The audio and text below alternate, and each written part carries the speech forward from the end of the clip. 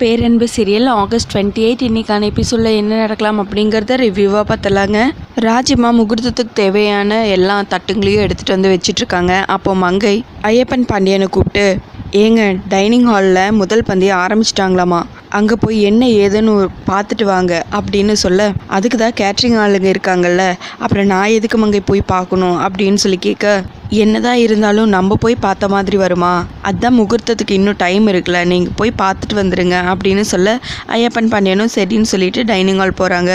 அப்போது கரெக்டாக ராஜிமா வந்து மங்கை கிட்டே கொஞ்சம் உங்ககிட்ட பேசணும் அப்படின்னு சொல்லிட்டு மங்கையை தனியாக கூட்டிகிட்டு போகிறாங்க. இதெல்லாம் வானதியோட நகை, இதை கொண்டு போய் சண்மதி கிட்டே கொடுத்துருங்க, இதுலேயே திருமாங்கல்யமும் இருக்குது அப்படின்னு சொல்லிட்டு கொஞ்சம் நகையும் மாங்கல்யத்தையும் எடுத்து மங்கை கிட்ட கொடுக்குறாங்க ராஜிமா. சரின்னு சொல்லி மங்கையும் வாங்கி கொண்டு போய் சண்மதி கிட்ட கொடுக்க போகிறாங்க. அப்போ ராஜிமாவும் வந்து அங்கே நின்று பார்த்துட்ருக்காங்க. மங்கை பாக்ஸ் எல்லாம் ஓப்பன் பண்ணி காட்ட, இதெல்லாம் எனக்கு தெரியாமல் எப்போ வாங்கினவங்க அப்படின்னு சொல்லி சண்மதி கேட்க, எல்லாம் உன் கல்யாணத்துக்கு வாங்கினது தான், உட்காரு அப்படின்னு சொல்லிட்டு நகையெல்லாம் போட்டுட்ருக்காங்க. அப்போ ராஜிமாவை பார்த்ததும், சரி நான் அங்கே போய் ஐயருக்கு என்ன வேணும்னு சொல்லி பார்த்துட்டு வரேன், நீ இதெல்லாம் போட்டுட்ரு அப்படின்னு சொல்லிட்டு வெளியே வந்து, ராஜிமா நீங்களே உங்கள் கையால் நீங்கள் கொடுத்த நகையெல்லாம் போட்டு விடுங்க அப்படின்னு சொல்லிட்டு ராஜிமாவை உள்ளே அனுப்பிச்சி விட்டுட்டு மங்கையை வந்து போயிடுறாங்க.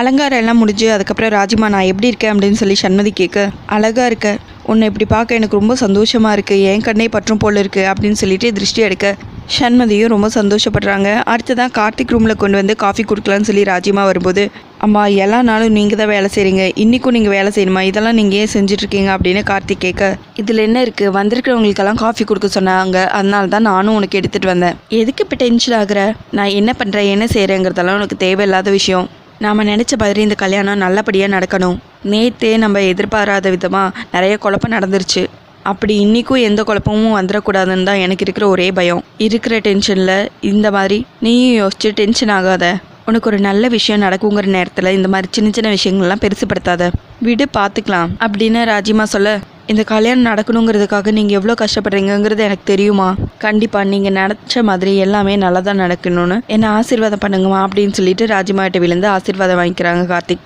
நல்லா இருப்பா, நீயும் சண்மதியும் எப்பவும் இதே மாதிரி புருஷன் பொண்டாட்டி ஆசீர்வாதம் வாங்கணுங்கிறது ரொம்ப ஆசையாக இருக்குது, கடவுள் தான் எல்லாம் நல்லபடியாக நடத்தி கொடுக்கணும், சரி நீ ரெடியாக வந்துடுற அப்படின்னு சொல்லிட்டு ராஜிமா கிளம்பும்போது, அம்மா அப்பாவும் மாமாவும் வந்துட்டாங்களா அப்படின்னு கார்த்திக் கேட்க, அவங்க வர நேரம் தான், இப்போ வந்துடுவாங்க, சரி நீ எதையும் யோசிக்காத அப்படின்னு சொல்லிட்டு காஃபியை கொடுத்துட்டு ராஜிமா கிளம்பிடுறாங்க. அருண் ஐயப்பன் பாண்டியன் 2 பேரும் வரவங்களையெல்லாம் வரவேற்றுருக்காங்க. அப்போ கரெக்டாக கார்த்திக்கோட அப்பாவும் மாமாவும் வராங்க. பொது இடத்துல பார்த்து பத்திரிக்கை கொடுத்தாலும் நீங்கள் அதை மனசில் வச்சுக்காம எங்கள் வீட்டு கல்யாணத்துக்கு வந்ததுக்கு எங்களுக்கு ரொம்ப சந்தோஷம் அப்படின்னு ஐயப்பன் பாண்டியன் சொல்ல, உங்களுக்காக இல்லைனாலும் கார்த்திக்காக வந்து தான் ஆகணுங்கிறாங்க அவங்க அப்பா. ஆமாம் மாப்பிள்ளை எப்படி உங்களுக்கு தெரியும் அப்படின்னு ஐயப்பன் பாண்டியன் கேட்க, அது அன்னைக்கு நீங்கள் பத்திரிக்கை கொடுக்கும்போது நீங்கள் தானே அறிமுகப்படுத்தி வச்சிங்க அப்படின்னு கார்த்திக் மாமா சொல்ல, ஆமாம்மா அப்போ சொன்னல, சரி நீங்கள் உள்ளே போங்க அப்படின்னு சொல்லிட்டு உள்ளே அனுப்பிச்சி வைக்கிறாங்க ஐயப்பன் பாண்டியன். மங்கை சண்மதி ரூமுக்கு வந்து, சண்மதி நீ சந்தோஷமாக இருக்கல்ல அப்படின்னு சொல்லி கேட்க, ஆமாம்மா கொஞ்சம் வருஷத்துக்கு கல்யாணமே வேணான்னு சொல்லிட்டு இருந்தேன், ஆனால் இப்போ பாரு கார்த்திகை பார்த்து பிடிச்சி போய் அதை எல்லாருக்கிட்டேயும் சொல்லி இப்போது கொஞ்ச நேரத்தில் அவன் என் கழுத்தில் தாலியே கட்ட போகிறான், அதெல்லாம் யோசிச்சு பார்த்தா நம்பவே முடியலம்மா, சந்தோஷமாக இருக்குது அப்படின்னு சண்மதி சொல்ல, சந்தோஷத்துக்காக தானே இது எல்லாமே பண்ணுறோம் சண்மதி, நான் ஒன்று சொன்னால் தப்பாக எடுத்துக்க மாட்டேயே அப்படின்னு மங்கை கேட்க, என்னமாங்கிறாங்க சண்மதியும், கல்யாணத்துக்கு அப்புறமும் எல்லாம் இதே மாதிரி இருக்கும்னு எதிர்பார்க்க கூடாது சரியா அப்படின்னு சொல்ல, மங்கை என்ன ட்விஸ்ட் வைக்கிற புரியல எனக்கு அப்படின்னு சண்மதி சொல்ல, அது அப்படி இல்லை, காதலிக்கும் போது நீங்கள் புரிஞ்சுக்கிட்டதை விட கல்யாணத்துக்கு அப்புறம் தான் 2 பேரும் நல்லா புரிஞ்சுக்க போகிறீங்க, அப்படி அவரை பற்றி தெரிஞ்சுக்கும் போது அப்படி எதிர்பார்க்கும் போது மாப்பிள்ள ஒரு வேளை நீ எதிர்பார்த்த மாதிரி இல்லாமல் இருந்தால் கூட நீ கொஞ்சம் அட்ஜஸ்ட் பண்ணிக்கோ அப்படின்னு மங்கை சொல்ல, அம்மா கார்த்திக் பற்றி இதுக்கு மேலே தெரிஞ்சுக்க என்ன இருக்குது, இன்னொன்று சொல்லட்டுமா, அவனை பற்றி அவனுக்கு தெரிஞ்சதை விட எனக்கு தான் நல்லா தெரியும் அப்படின்னு சண்மதி சொல்ல, இருந்தாலும் உன் கல்யாணத்துக்கு அப்புறம் என்ன நடந்தாலும் பொறுமையாக சகிப்புத்தன்மையோடு ஏற்றுக்கணுன்னு தான் அம்மா சொல்ல வரேன் சரியா அப்படின்னு சொல்லி கேட்க, மொத்தத்தில் நம்ம வீட்டில் இருந்த மாதிரி இருக்கக்கூடாது, அங்கே அட்ஜஸ்ட் பண்ணி இருக்கணும்னு சொல்ல வரேன் அதானே சரியா, அதை நான் பார்த்துக்கிறேன் அப்படின்னு சண்மதி சொல்ல, இன்னொரு பக்கம் சண்மதியோட அப்பா அவரோட ஃப்ரெண்டை கூட்டிகிட்டு வந்து கார்த்திக்கு இன்ட்ரடியூஸ் பண்ணி வைக்கிறாங்க.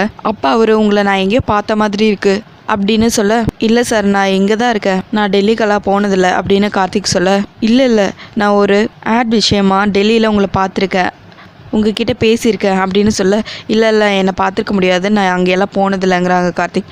அவர் சென்னை விட்டு வேறு எங்கேயுமே போனதில்லை, அவரை நீ பார்த்துருக்கவே முடியாது, இப்போ உனக்கு ஃப்ளைட்டுக்கு டைம் ஆச்சுன்னு சொன்னல அப்படின்னு ஐயப்பன் பாண்டியன் சொல்ல, ஆமாம்மா டைம் ஆச்சு, சரி நான் கிளம்புறேன் அப்படின்னு சொல்லிட்டு அவரு கிஃப்ட் கொடுத்துட்டு கிளம்பிடுறாரு. இன்னொரு பக்கம் அமுதா ஆர்த்தி 2 பேருமே கல்யாணத்துக்காக ஃபர்தா போட்டு ரெடியாகி வந்திருக்காங்க.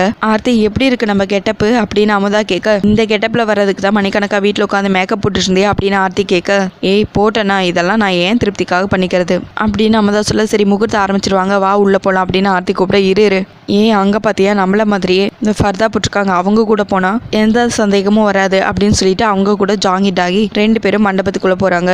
உள்ளே போனதுமே கார்த்திகோட அப்பா மாமா 2 பேத்தையும் பார்த்துடுறாங்க அமுதா. அதுக்கப்புறம் மாடியில் போய் நின்று சொந்த புள்ள கல்யாணத்துக்கே 3வது மனுஷங்க மாதிரி வந்து உட்காந்துட்டு இருக்காங்க பார்த்தியா உன் அப்பாவும் மாமாவும் அப்படின்னு அமுதா ஆர்த்தி கிட்ட சொல்லிட்டு இருக்க, ஆமாம்மா இப்போ அடுத்து என்ன பண்ண போகிற அதை சொல்லு அப்படின்னு ஆர்த்தி கேட்க, அப்போ அமுதா ஒருத்தருக்கு கால் பண்ணி, நான் உனக்கு ஒரு மண்டபத்தோட லொக்கேஷன் அனுப்பிச்சி வச்சிருக்கேன், அதை பார்த்துட்டு சீக்கிரம் வந்துட்டு சரியா அப்படின்னு சொல்லிட்டு ஃபோனை கட் பண்ணிடுறாங்க. அம்மா யார்கிட்டம்மா பேசினேன் அப்படின்னு ஆர்த்தி கேட்க, இந்த மாதிரி பிளான் எல்லாம் பண்ணும்போது அதை செஞ்சு முடிக்கிறதுக்கு ஒரு அலக்கை சிக்குவல்ல, அந்த மாதிரி ஒரு அலக்கை தான் செட் பண்ணியிருக்கேன் அப்படின்னு அமுதா சொல்ல, ஆர்த்தி அப்படியே யோசிச்சுட்டே இருக்காங்க. ஆர்த்தி நீ நேற்றுலேருந்து இந்த கல்யாணத்தை நிறுத்த என்னம்மா பிளான் வச்சிருக்கேன்னு கேட்டுகிட்டே இருந்தல, இப்போ நான் என்ன பண்ண போகிறேன்னா அப்படின்னு சொல்லிட்டு அவங்களோட பிளான் அப்படியே சொல்கிறாங்க. லாஸ்ட்டாக என்னோட பிளான் எப்படி அப்படின்னு சொல்லி கேட்க, இப்படியும் இந்த கல்யாணத்தை நிறுத்தினா நான் இந்த ஆங்கிளில் யோசிச்சு பார்க்கலாமா அப்படின்னு ஆர்த்தி சொல்ல, இப்படி யாருமே யோசிச்சு பார்க்க முடியாத ஒரு ஆங்கிளில் யோசிக்கிறது தான் இந்த அமுதா. சரி நம்ம இங்கே நின்று பேசிட்டு வேணாம், வண்டி கரெக்டாக மண்டபத்துக்கு வந்துடும், அதுக்கப்புறம் நீ ஏன் வேடிக்கை பாரு அப்படின்னு அமுதா ஆர்த்திக்கிட்ட பேசிட்டு இருக்க. இந்தாங்க காஃபின்னு சொல்லிட்டு பவானி வந்து நிற்கிறாங்க. இந்த முகத்தை எங்கேயோ பார்த்த மாதிரியே இருக்கே, ஒருவேளை அந்த டிரைவருக்கு தெரிஞ்சவங்களா இருக்குமோ அப்படின்னு பவானி யோசிச்சுட்டு இருக்க. காஃபியெல்லாம் நாங்கள் குடிக்கிறது இல்லைன்னு சொல்லிடுறாங்க. அப்போ பவானியும் அங்கேருந்து போயிடுறாங்க.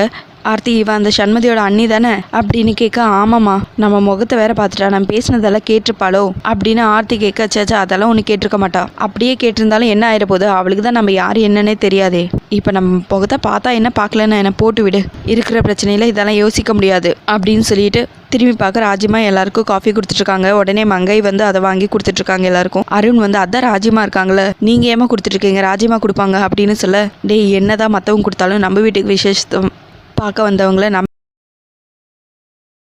நம்ம கவனிக்கிற மாதிரி மற்றவங்க கவனிச்சா வராதுல்ல, நான் பார்த்துக்கிறேன், நீ போய் மாப்பிள்ளை ரெடி ஆகிட்டாரான்னு பார்த்துக்கப்போ அப்படின்னு அருண் அனுப்பிச்சி விட, மங்கை அப்படியே ராஜிமாவையும் கூட்டிகிட்டு போயிடுறாங்க. பொண்ணையும் மாப்பிளையும் வர சொல்லுங்க அப்படின்னு ஐயர் சொல்ல 2 பேரும் வந்துடுறாங்க. அதுக்கப்புறம் மாலையை மாற்றிக்கிறாங்க. சரி பொண்ணோட அப்பா அம்மா வாங்க அப்படின்னு சொல்ல அவங்க போய் நிற்கிறாங்க.